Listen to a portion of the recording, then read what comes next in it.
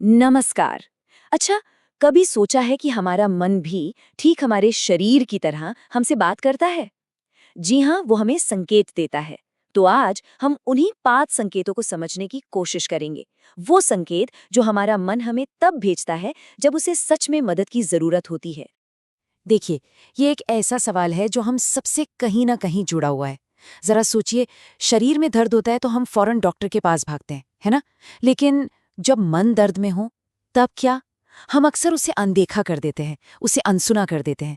पर सच तो ये है कि हमारा मन भी बिल्कुल वैसे ही सिग्नल देता है जैसे हमारा शरीर देता है।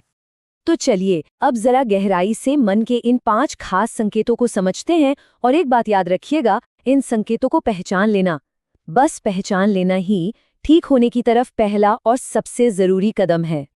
हम एक एक करके इन पांचों पॉइंट्स को देखेंगे। सबसे पहले बात करेंगे लगातार उदासी की, फिर चिंता, नींद की समस्या, गुस्सा और आखिर में सामाजिक अलगाव की।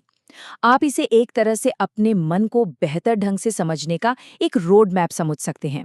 तो सबसे पहला और शायद सबसे आम सिग्नल है लगातार उदास रहना।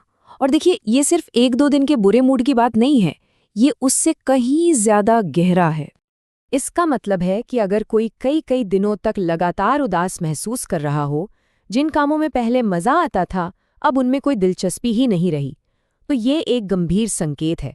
असल में ये डिप्रेशन यानी अवसाद का एक शुरुआती लक्षण भी हो सकता है।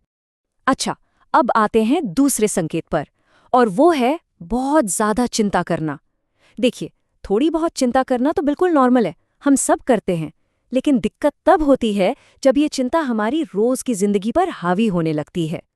मतलब जब छोटी छोटी बातों को लेकर बहुत ज्यादा फिक्र होने लगे, दिल की धड़कन बेवजह तेज हो जाए, या फिर रात को नींद ही ना आए, तो ये एक एंजाइटी डिसऑर्डर का इशारा हो सकता है।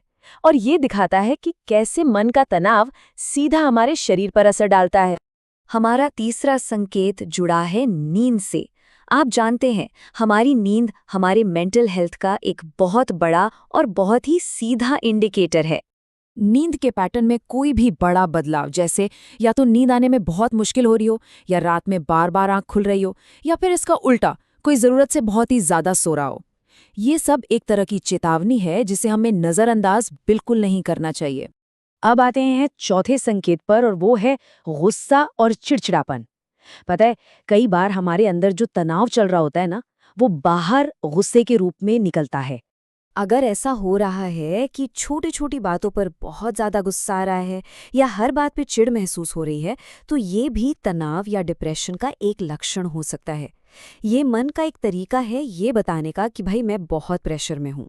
और हमारा पांचवां और आखिरी संकेत है लोगों से दूरी बना लेना, जिसे हम कहते हैं सोशल विथड्रॉल या सामाजिक अलगाव। इसका मतलब है जब कोई अपने दोस्तों से, अपने परिवार से कटने लगे और उसे अकेले रहना ही ज्यादा अच्छा लगने लगे, तो ये इस बात का इशारा हो सकता है कि अंदर ही अंदर कोई मानसिक स्वास्थ्य समस्या बढ़ रही है। ये मदद के लिए एक खामोश पुकार की तरह।